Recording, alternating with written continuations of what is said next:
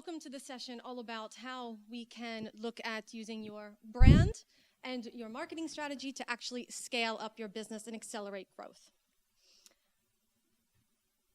This one. So, important thing to know is that branding is not only for big companies. This is something that's crucial. It's absolutely crucial from the very beginning of all of our companies. And as entrepreneurial leaders, we really need to recognize that we need to think about the strategy and the foundation of what we're doing at every phase of our business. Today, I'm going to be talking about how we can use your brand and your business to scale up exponentially. And my sessions are typically very experiential, so I'm usually running around the room and we're doing exercises here and there. But how I've structured this session is that I'm going to give you a lot of information and experience that I've had myself in the process of scaling up my own brand agency. And at the end, I have a really cool tool to give you. So if you go back one more. So who am I? Why am I standing here? I'm Gina.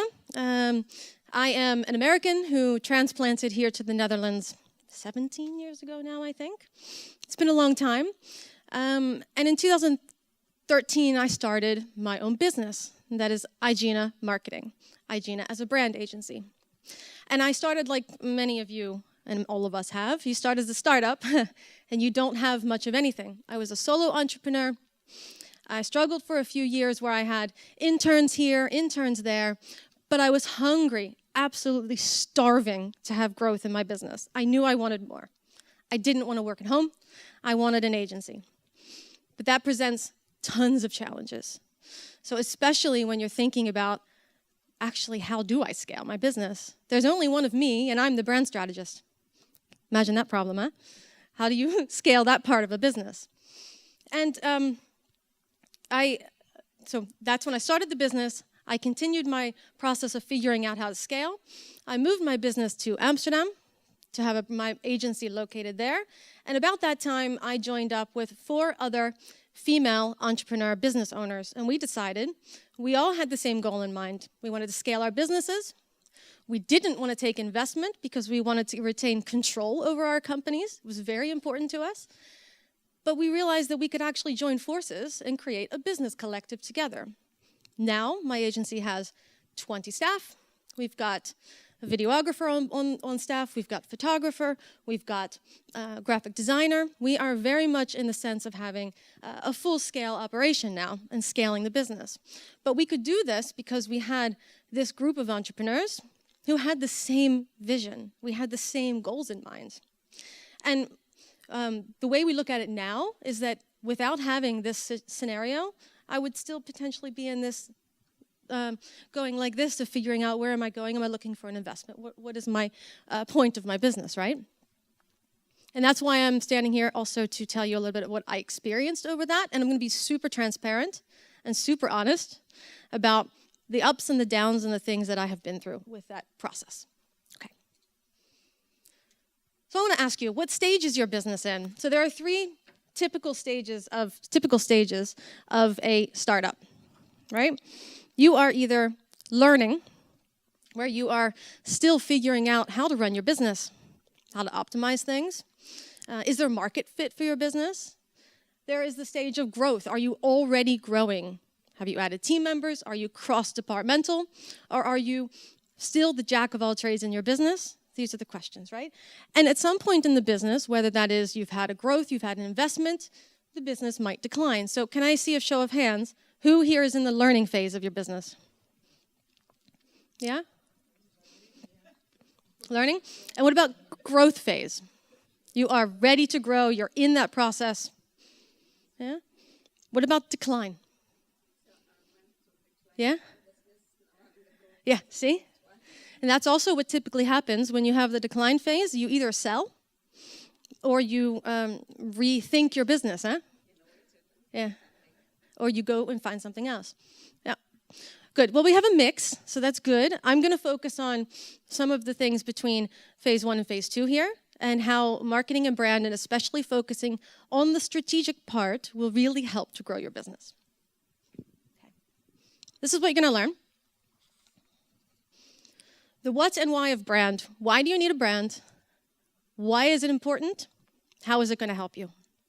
The second thing, if you are in the process of scaling up your business, you will face challenges. I face them still every day. And I'll be transparent and honest about all of the things, the ups and downs. There is also a section I'm going to talk about how brand can influence your scaling. So it can speed it up. It can make it easier. It can help you find investors. And these are all the things you need to think of in the beginning when you're thinking about your growth plan. And the last thing is that when you leave, I've created for you a whole toolkit of tools that you can walk away from today and actually apply what I'm telling you here and map these frameworks for your own company. All right? So a whole toolkit, 12 tools in here. Some of them are my own, developed for Igina. Okay. Yeah. So what is a brand? A lot of people think a brand is your logo. Is your brand your logo? Absolutely not. Thank you. So your brand is not your logo. So what is a brand? My whole fundamental, what I talk about all the time, and it's ingrained in every part of my being, is strategy first, design second. And do it once, in this sense. Yeah. So for me, your brand consists of three things. A lot of people think, I have a brand because I have an identity. I have a logo, I have a typography, I've got cool colors, I've got an awesome website. That's not a brand. That is how you applied your brand. That's activation. Brand starts with strategy. Incredibly important that you do this first. So strategy, this is the foundation of your house. Why do you exist? What are your values as a company? What is your purpose? This has come back several times today. How important it is to have a purpose with your business. What's the point of your business? Without that purpose, investors don't buy into you. Customers don't buy into you. Your employees need to have that as a root. And if you're growing and scaling your business, you need employees as well. So that's all of the things in your strategy. The second piece is your brand story. And this is the narrative of how you connect your brand strategy and what you're saying to the outside world. It's your messaging, it's your key messages, it's how you communicate on social media, it's your tone of voice, it's all of these fundamental little pieces that have to connect the brand strategy. And that last piece, brand identity. That is the visuals. When many people say, I've got a cool logo, I have a brand, that's your identity. And I always focus on the first one. You build that, you map that to the rest, and then you have a solid foundation to actually build your marketing on. Okay. So I'll read this one to you. So why is it so important to have a strategy? It gives you the ability to actually view your business from a business lens. It gives you a guiding light. It gives you the North Star. Okay? It tells you where you're going and helps you to set the goals that you need to get there. It gives you this ability to identify what is your unfair advantage. And if we want to exist in our marketplace, we need an unfair advantage, or else we're just like every other snowflake. Yeah? Okay. I'm sure you've heard the quote that your brand is what people say about you when you're not in the room. I think most everyone has heard that one. But it's a really important one. Because if your brand is what people are saying about you when you're not in the room, how in the world do you have influence on what they think about you? You're not the one standing in front of them, right? And as entrepreneurial leaders, oftentimes, we are the leader of our business and we are the face. So if we're not there delivering the message ourselves, how do we influence what they believe our brand is and how they speak about us when we're not in the room? And this is where strategy also comes into play. Because we are able to, in the strategy of our brand, have influence. We are building brand experiences. We're not building a website. We're building a brand experience, all tied back to your brand strategy, right? And you only have one chance to make a first impression, and it better count, especially when you're scaling up. If you imagine you're looking for investors, you have one chance with an investor. Okay? So brand is crucial for many reasons. I just said quite a few, but it really helps you stand out in this crowded marketplace. It gives you credibility. It helps you to be consistent. It tells your customers what to expect. And what you don't realize when you're very small, before you have staff standing with you, it gives them alignment as well. And that's incredibly important when you're moving forward with scaling and adding more people into your team. So as a solo entrepreneur, you're typically the company brand yourself. You are the company brand. But you need to go, if you're looking for really scaling up, going from a company of 1 to a company of 50, right? Investment round coming in, for example, even going to 20. You're not the only company brand anymore. Your personal brand may be the methodology behind the brand, like Igena. It's my methodology, but I have a team of 20 now. So I am still the brand in that sense, but Igena is much bigger than me now. So it's important that you are thinking about, this is me as a personal brand, right? This is furniture maker, but there's a company behind this brand. When you're scaling up, it needs to be a company. So there is a transition. And all of us entrepreneurs, women entrepreneurs in the room, we have to be mindful of this transition, and it's not easy. Scaling up isn't easy for us, for any of us in the room. Okay. So scaling up. Next one. Here's some questions to ask yourself if you're actually ready to scale up. Right? Are you ready? Have you perfected your product? Do you have a guaranteed proven market fit? Or are you still experimenting? Are you testing things still? Are you sure that you're ready? The second piece is about funding. Are you self-funding? Or are you looking for an investment? And we, as a company, myself, and the collective that we formed, we didn't want an investment. This was a strategic decision that we took, that we actually wanted to retain control of our businesses, all of our businesses. And we knew that we were stronger together as a group of 4 women entrepreneurs and companies. We actually have 6 women on our management team, so we're like the other side of the coin. We're all women. But it's really important that you think investment isn't the only option. There are lots of options out there for how you can scale and grow your business. The third thing, are you ready to scale? Are you the jack of all trades in your business? Are you the accountant? Are you picking up all of the orders? Are you shipping your stuff? Are you setting up your appointments? Are you the only one in your business? Or do you have a staff? Or do you need a staff? If you're the jack of all trades, you're still in the startup area. If you're scaling, you're getting to the point where you're adding more people into your team, or knowing that you need. Are you hungry for growth? That's an important one. Okay. So what challenges do you think you'll face as a scale-up? You can shout them out. What do you think are problems or challenges that you're going to come across? Anybody? Very much. Definitely. Anything else? What kind of problems? Financial pressure. Yeah, cash, huh? Cash flow. Dire need for it, right? Sometimes the established competitors. Yep. Then you are probably still in the position of figuring out, do you have that optimal market fit, right? What else is out there? Okay. Fear. Yeah. Anyone who's gone through a scale-up process, unless you are 100% adverse to, like you are the first person to jump into the fire, you've got no risk, you'll take any risk in the world, there is a bit of fear in that, because there is always a chance that things will fail, right? Good. All of these, and tons more. So my top 5 challenges that I've seen over this time. Number 1 is managing time. Yeah, time, huh?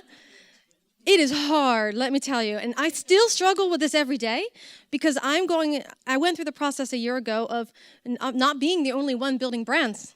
I have a team and I have designers and I have videographers and I'm creative direction still. But there's still, I was managing my business, I was running my business, I was doing the marketing for my own business. My hands were everywhere. So you have to like give and take and learn how to find the optimal balance. The second one, and I to this day still do this, letting go. I've got people who do graphic design now, but I'm the first one to fire up Photoshop and Illustrator and be like, I want to change something.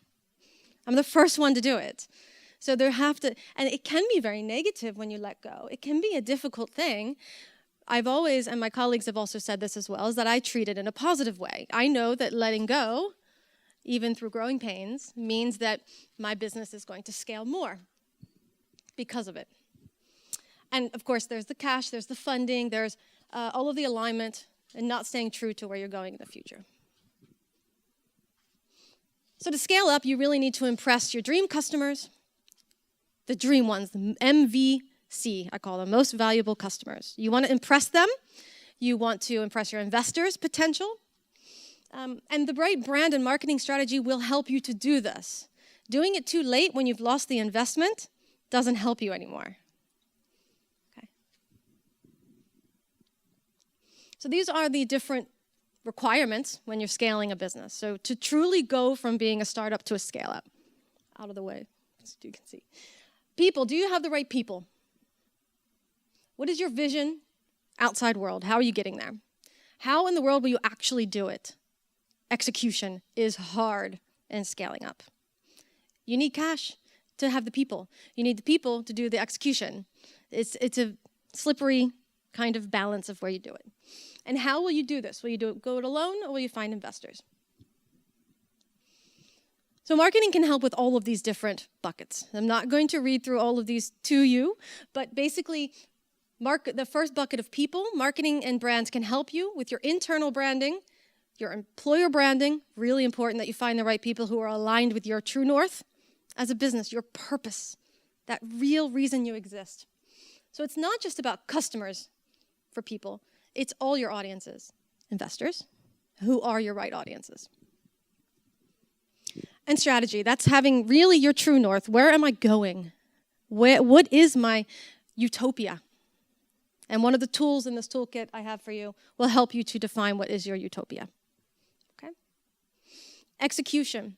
Who's going to do what? How are you going to execute this entire growth plan? Do you have a growth plan? How do you execute it? Who's going to do this? How do you do it with the staff you have? Yep. And the cash. How do you get investors? Yeah. And the thing is, to actually brand your business, to be primed for investment, is different than having your business for customers, than doing your marketing for customers. You have to use those and define and say, these are two audiences. How are we addressing that audience? Investors are looking for something different than your customers are. So your brand can help with all of these. That's basically the point. And if you keep through, so it helps you with being consistent with your identity, with all of the different things that you're doing in your business. It helps you to make sure your internal culture of your company is also consistent.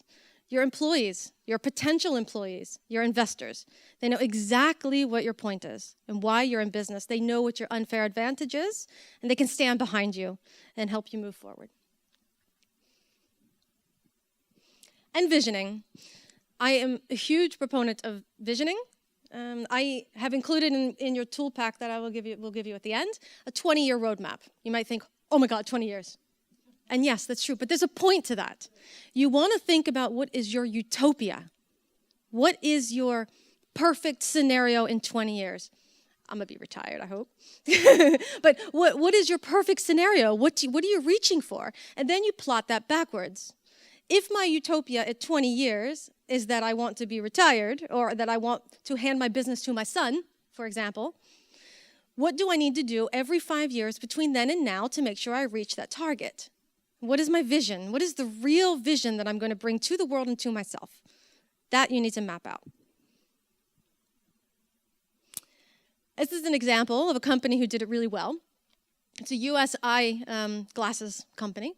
They make, their whole idea was to offer designer eyewear at revolutionary prices. So make it affordable for everyone, but make really awesome glasses for that. And they have this beautiful vision behind what they're doing. Can you do the next one?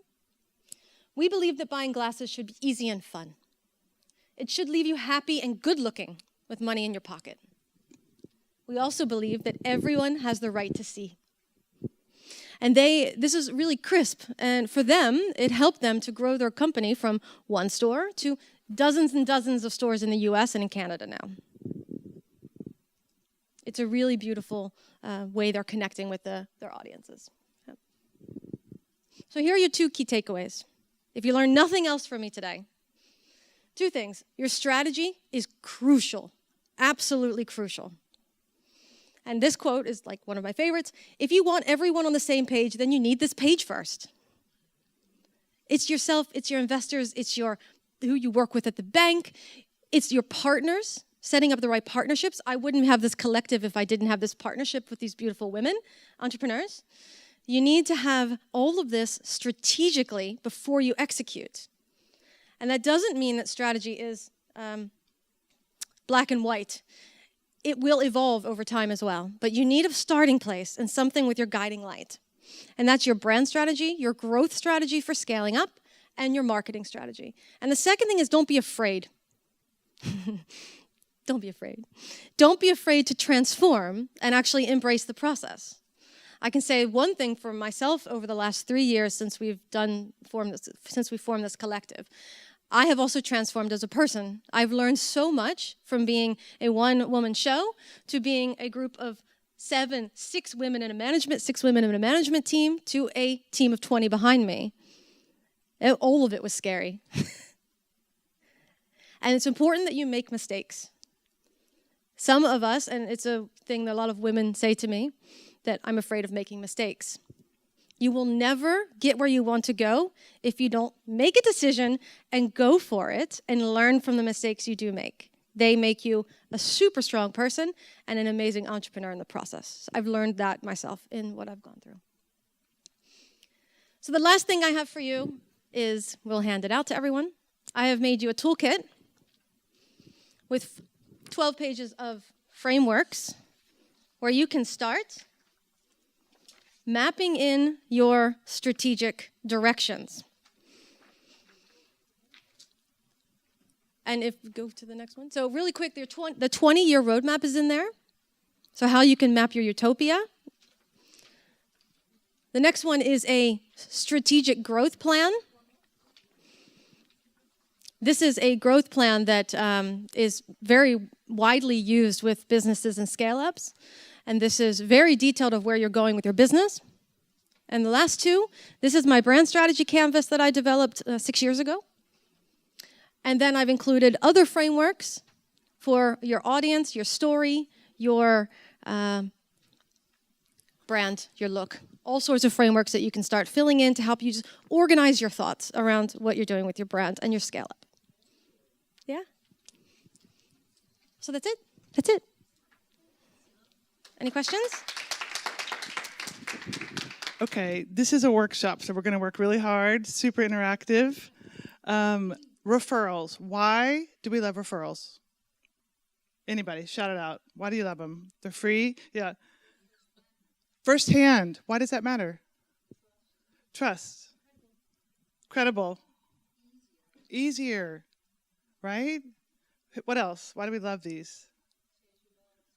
Saving time. That was the issue, right? The time management thing? Yeah. So that it's like you're kind of guaranteed they're not going to be, not your ideal client. Something like that, saying that nicely. Aren't those fabulous reasons, right? That's why you're all here. You want referrals. So let me first tell you about 2 pathways to you as a client, the way people come to you. So here's the first way. And I do this. So this is not hypothetical. I'm going to write a blog post. I will post it on LinkedIn. I'll put it on my website, of course, LinkedIn, Instagram. Let's say that one of you follows me and you see that post. You think, okay, that's kind of interesting. I'll follow her. We connect. Then later on, you see, oh, I have this free report, which I will tell you about. And you get that and you read that and you think, okay, it seems like Stephanie knows what she's talking about. It's now 7 months later. And then you start thinking, okay, I could maybe use some help with my business. So we have a conversation and we decide to work together. That's great. Okay, that's one way. Or how about this way? I say, hey, Blanca, have you talked to any small business owners lately who need more clients? And she says, yes, Stephanie, I have. Shall I introduce you? So these are two ways, this way or this way. They're both great. They both work. I encourage people to do medium-term and longer-term strategies like writing, blogging, speaking. But you can just ask people if they can help you. And so you're all convinced already, so it's preaching to the choir. It just boils down to connection. It's really what it's all about. So like I said, I want this to be really interactive. Questions are welcome at any time. Shout them out, raise your hand. Let's help each other. Let's share with each other.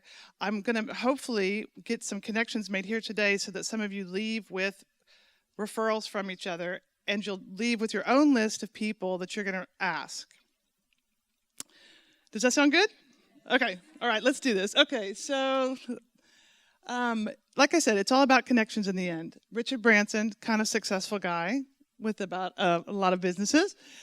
Succeeding in business is all about making connections. That's it. So I love marketing. I know I'm kind of a weirdo that way, but if you don't love marketing, just forget that word, eliminate it from your vocabulary, and use connections. Do you like to connect with people? Because marketing is simply connecting. So just now you're a connector. That's all you're going to do. Does that feel better? Okay. Okay, so where do you guys get your clients from? Who knows their number one source of clients? Raise your hand. Where do you get them? Yes. Okay. That's referrals, word of mouth. Okay. Niche. Fantastic.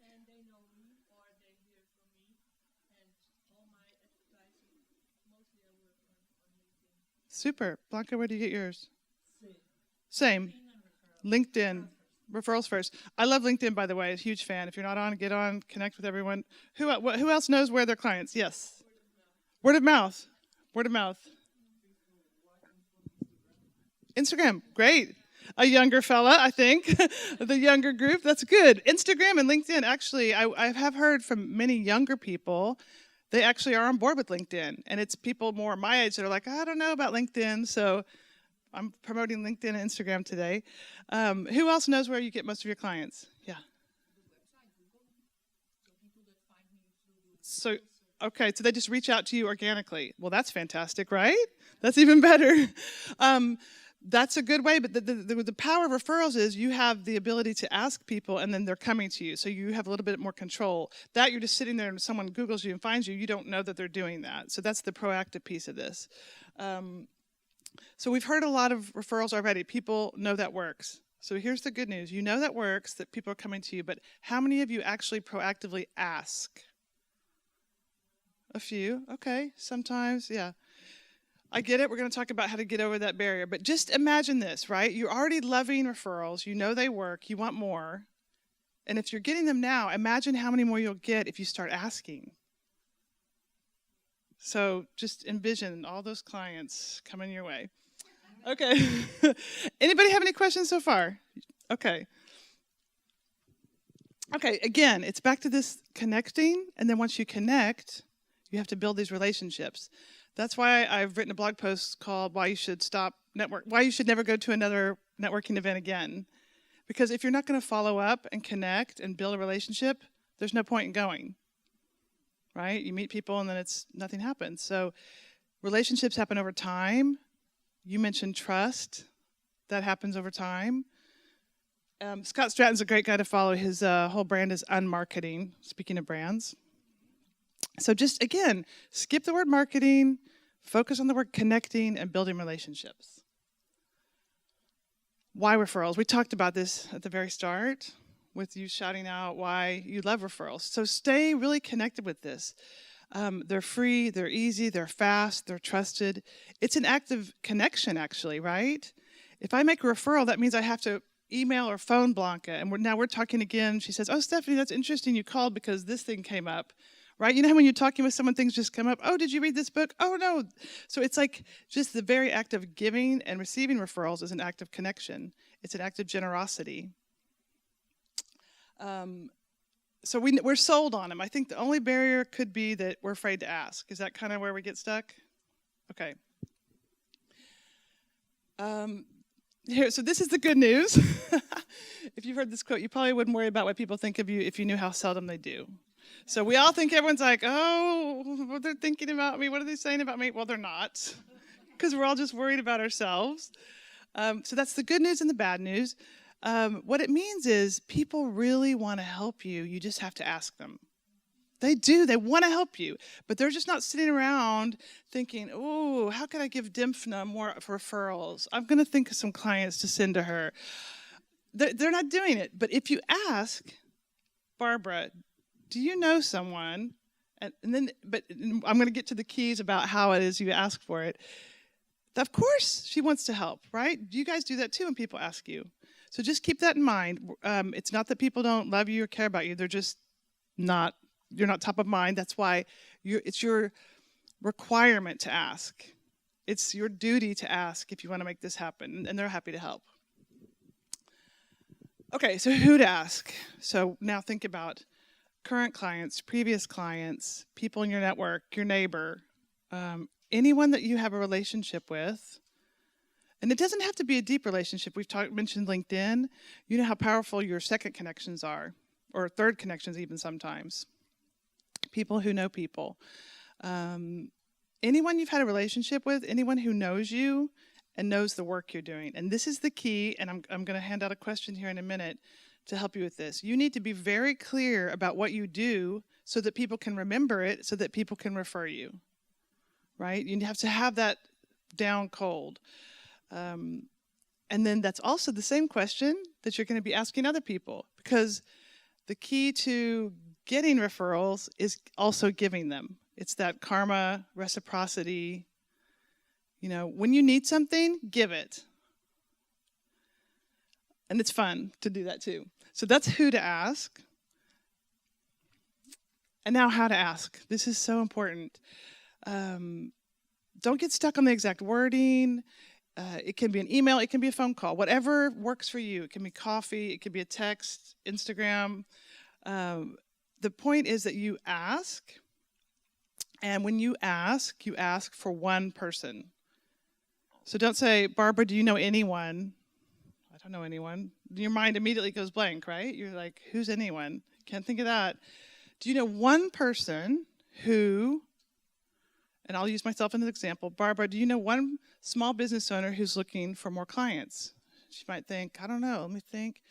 And I said, think about networking groups, think about at the gym, think about, do you go to yoga? Help people think of it. So that's the two requirements. Ask for one and help them find a context. Help them go there, because you know our minds are so busy, and if you can help them think of one person, that's pretty easy.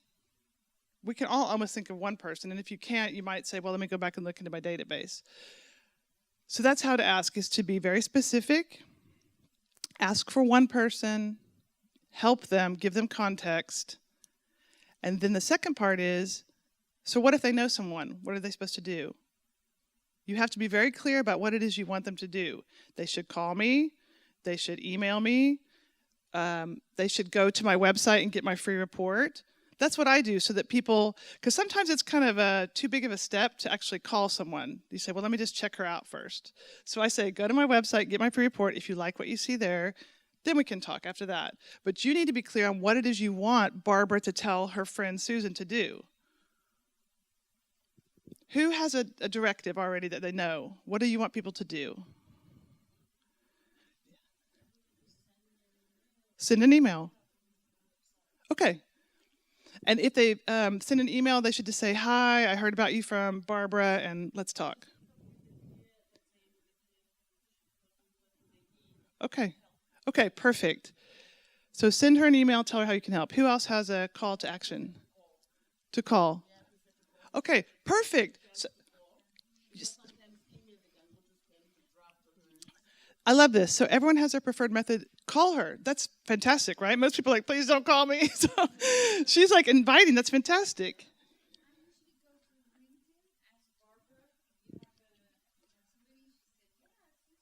Okay.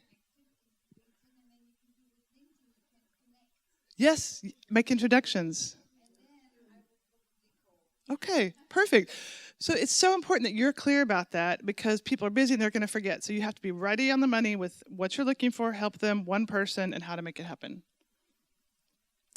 Okay, when to ask. So with your clients, you can do this. You want to make a structured process. So before, during, and after. You can do all three. You can do however much is comfortable for you. But when you begin work with someone, you say, listen, if you enjoy our work together, if it turns out the way you want it, I'd love it if you tell other people about me because I love to work with people like you. And then in the middle of work, how's it going? And at the end, was it great? Or not was it great, but how was it for you? And if they enjoyed it, you could say, is there someone you could refer us? For other people, you can ask them randomly when you see them. You can make it a process that you have a list of people that you call them or contact them. It's up to you. The point is to be structured, right? Because now we're just waiting for random people to get a phone call and go, oh, Barbara said I should call you. Oh, that's super, great. But you can make things happen proactively. So just write down how you're going to do it. If you want to follow up with previous clients, you want to reach out to your network, partners. You can set a goal that's, one goal I like to invite people to make is to make one connection per day. Maybe that's too much for you, but you could say, I'm going to ask for one referral a week. That's another way to measure it that makes it easy. I'll give one and I'll ask for one. Simple goal. Okay, I've got some handouts, and this is the question that you have to be able to answer.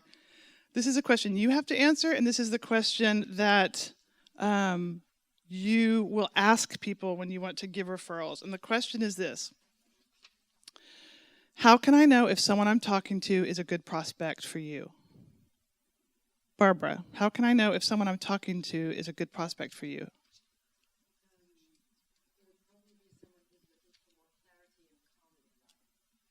Is there anyone who's looking for more clarity and calm in their life in this room? Yeah, okay. Or does anyone know anyone who's looking for more clarity and calm in their life? If they are, send them to Barbara. Yes.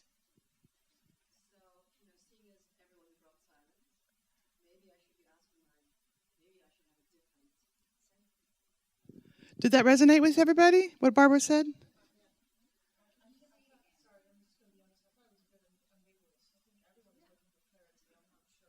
Okay, so more specific. More specific. So is there a specific area in life? Like, is it for a certain target market or is it for a certain issue? Women returning to work or for divorced women?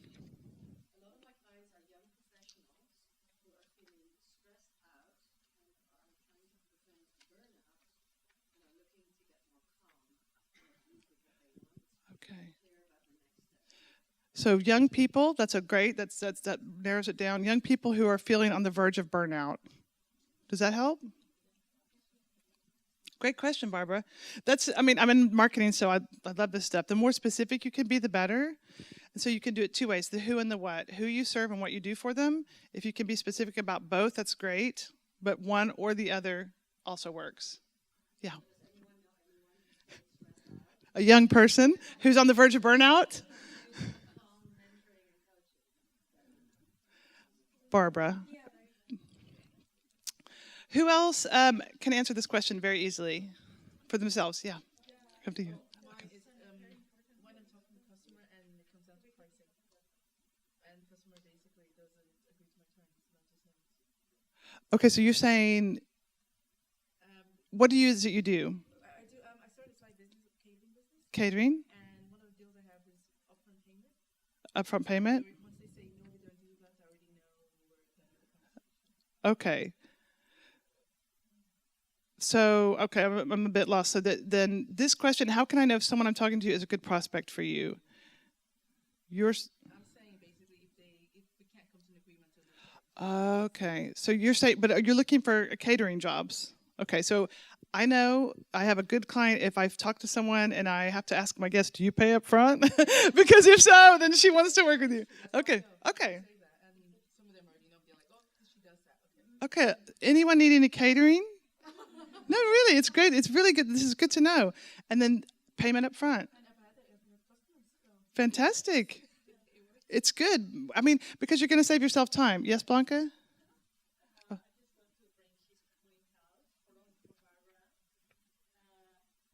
When we have a customer, we run these for this kind of person, like the calm and the burnout, Yeah. but the person needs to be ready for. And it could be qualified when we are looking for a corporate customer, but that they have a budget. Mm. Like, we need an extra qualifying Mm-hmm. when we're asking for our customers. Mm-hmm. Yeah, the clearer you can be, the better. Thank you. You had one. Yes, although it was actually a comment Okay. to your question in general that I think validates what you're saying about the power of referrals. So some people in the room may know you, others may not. And I think the power of hearing it from someone that actually knows you or asking someone that knows you, because then you know that that person can in a way vouch for you, Right. right? That's where I get most of my referrals. Mm-hmm. Say, you're talking to a room of people who I don't know you, right? Mm-hmm. You seem like a nice person, but without knowing you, would I refer other people to you before I actually get to know you? So the power of, referrals coming from people that do know you or have worked with you, and the importance of driving these relationships. Absolutely. That's an excellent point. Yeah. I mean, it comes from relationships, yes. Oh, yeah. Are they all gone? You can. You can have mine. Can you hand that back? Oh, okay. Okay.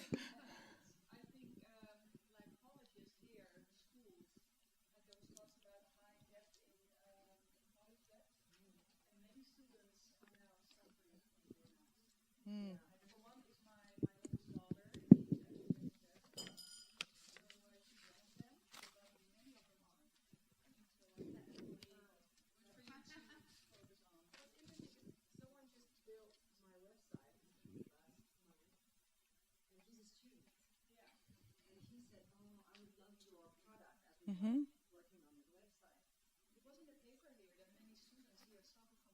That's an excellent tip. So this is getting a tip to go and deeper into your niche in your market. Yes. I wanted to say what she was going to answer this, but are they not supposed to get a job before they get paid? No, they just get a loan. Yeah, they get it. So when you get paid a loan, if you Do you mind taking that offline afterwards? Because we're really short on time. I want to keep it super focused. Yeah? Yes, please. Yes.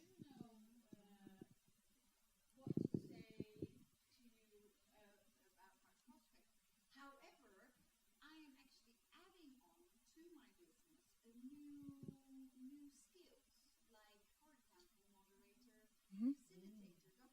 Mm-hmm. I don't know what. Yeah. And actually, I am looking for people that can help me with finding jobs like that. Mm-hmm. So What's your question? the question is, how do you, if you are a personal assistant and you're transforming a little bit, tweaking your business, how can you that then ask into a referral, or how do you spread that word without losing your core business? Well, the good news is you can do a lot of different things. I don't know if you all have heard of the multi-potentialite. There's a TED Talk on that. Oh, Google it. It's good. I can't think of her name. Emily. I just know the multi-potential entrepreneur, you can do many different things. It's okay. So to answer your question is you just ask people. They don't have to know about your personal assistant. You can just not mention that when you're talking. For example, with Barbara, you say, "Hey, Barbara, I want to, do you know anywhere I can do be a moderator somewhere?" Mm-hmm.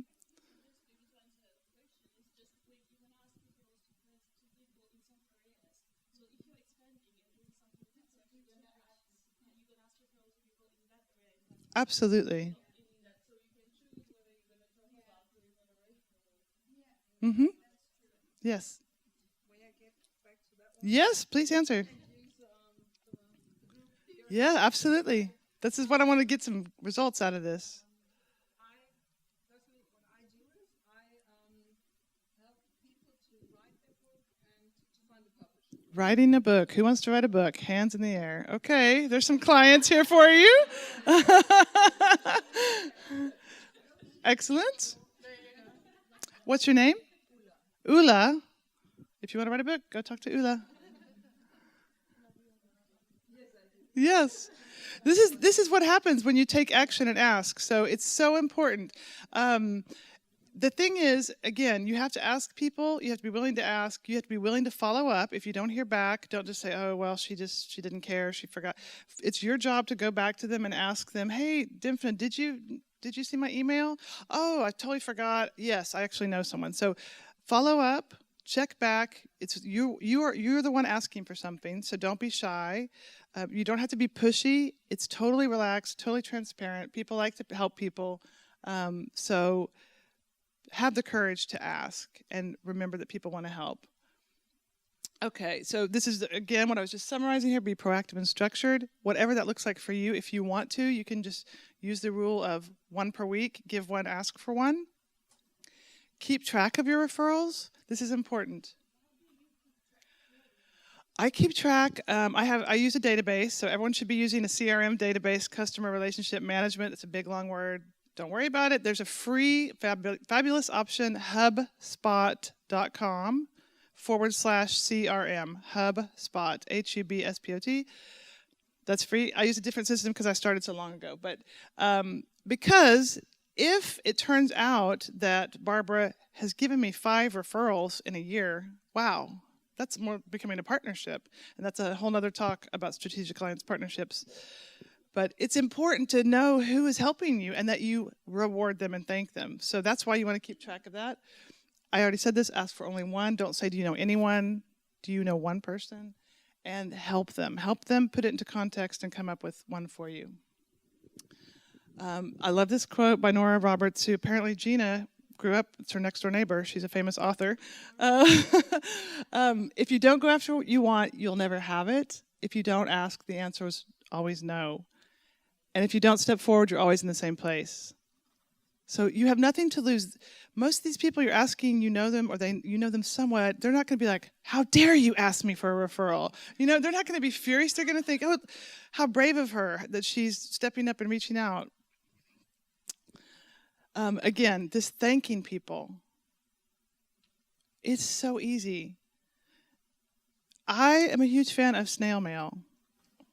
It's actually that thing that you put an address and a stamp on, right? Some people are like, what are you talking? See, she's like, what? Yes, it comes in the mailbox. Yes. It still works. I mean, it's like what? A card and how much is a stamp? Less than €1. So, but you don't have to. You can send a nice text. You can send a little present. You know, here in Holland, they send brownies through the mailbox. They send flowers through the mailbox. Small gift, a little appreciation. Show someone, thank you so much for that referral. I mean, it's a game changer. Appreciation. We all want to be appreciated and shown gratitude. And that's not why the people are helping you, but when you do help them, show that. So that's always, always, always, always say thank you. Any last questions about anything?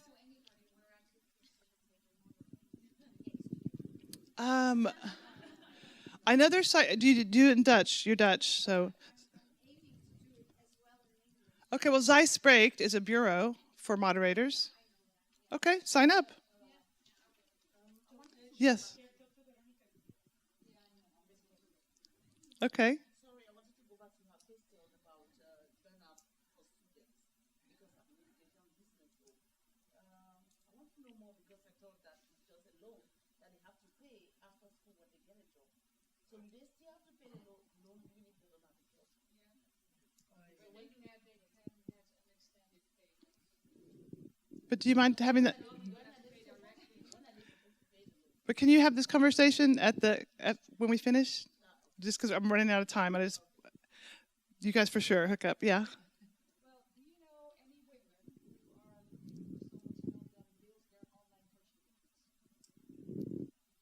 I think there's lots of people here looking for that. Yeah.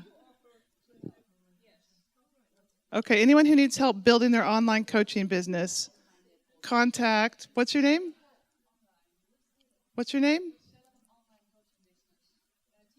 Tisha. Talk to Tisha if you have a coaching business and you need to grow it. Yes. Yes.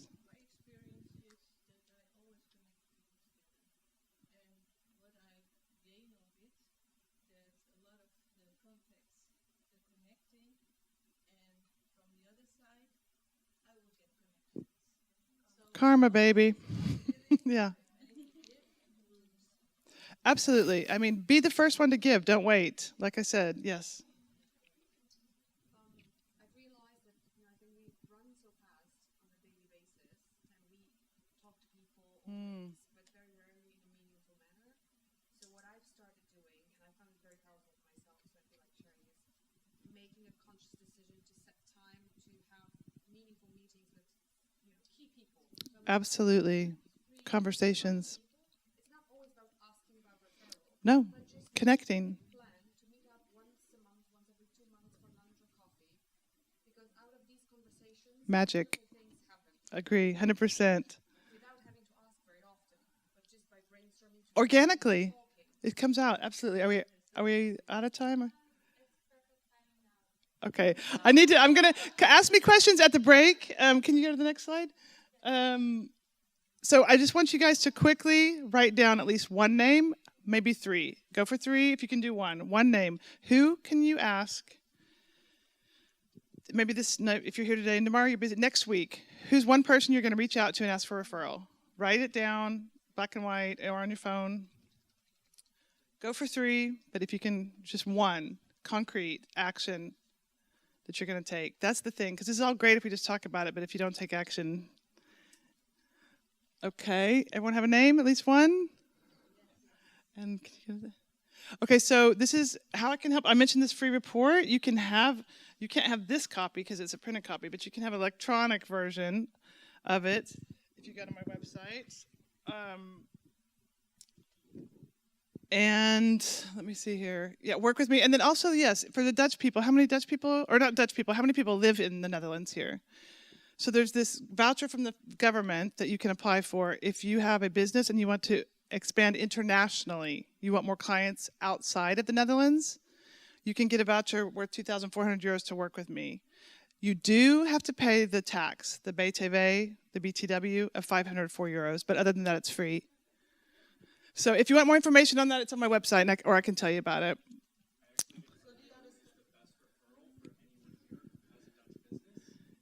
The RVO, yeah. Okay. It's kind of secret, right? Yeah.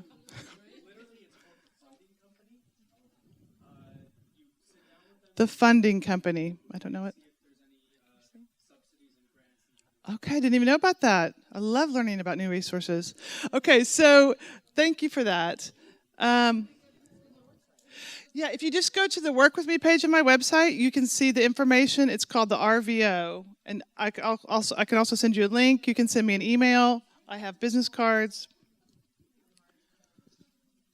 Okay, and so I just want to finish with this quote from Lewis Carroll. We only regret the chances we did not take, the relationships we were afraid to have, and the decisions we waited too long to make. So please don't wait, take action, and start connecting. Thank you.